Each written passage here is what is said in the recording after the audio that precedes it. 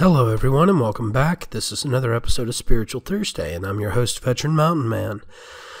Now, many of you out there who are part of the conservative movement are very much aware of an individual by the name of MILO Yiannopoulos.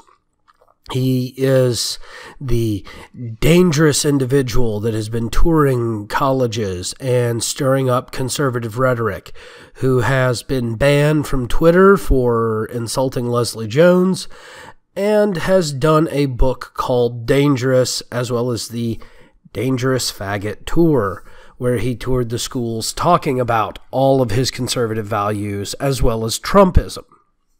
Well, just recently, as in the past few days, he was doing an interview, and he was discussing many of the political ideas, including Oprah Winfrey being pushed as Oprah 2020. And he was talking about how the left has turned to witchcraft.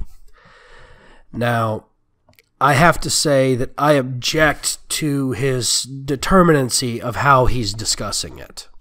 And I do agree that some of the left has turned to a kind of pseudo-variant of witchcraft or Wiccanism.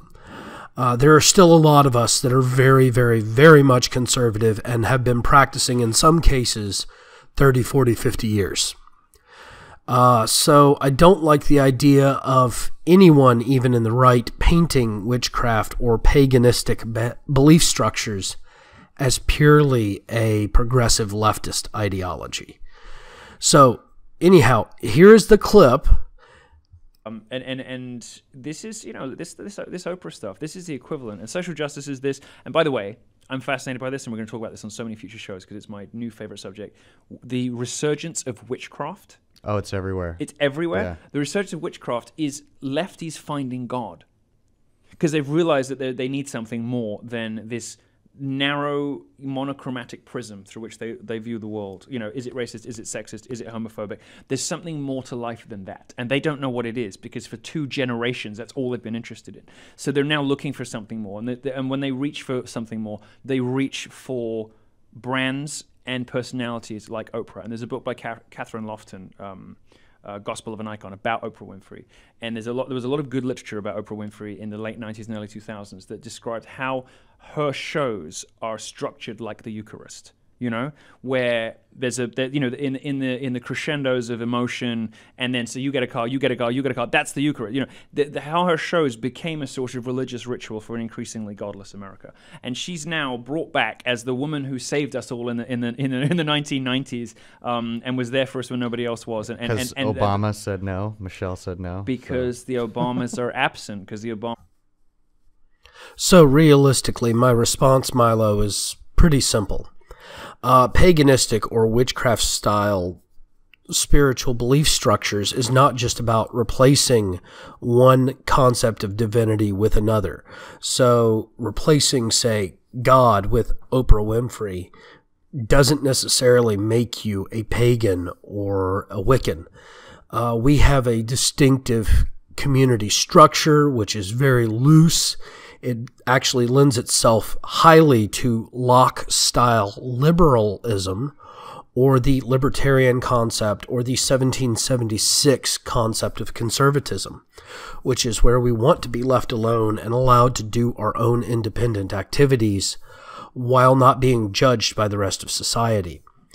Now, that being said, there are many in the community who have taken on this progressive ideological mindset, thinking that's what they need to have in order to be a functioning member of the pagan community.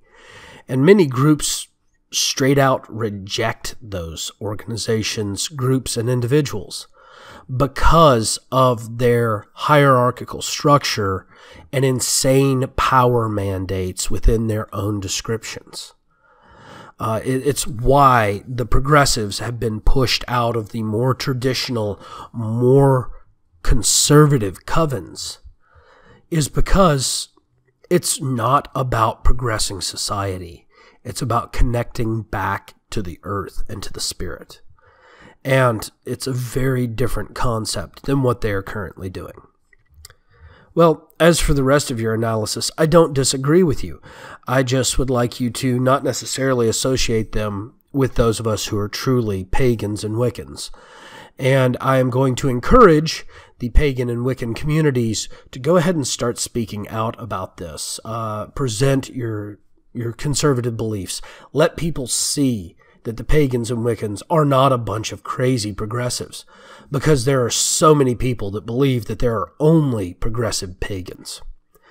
Well, thank you all again for joining me. Please don't forget to like and subscribe on YouTube, or thumbs up and subscribe to me on BitChute.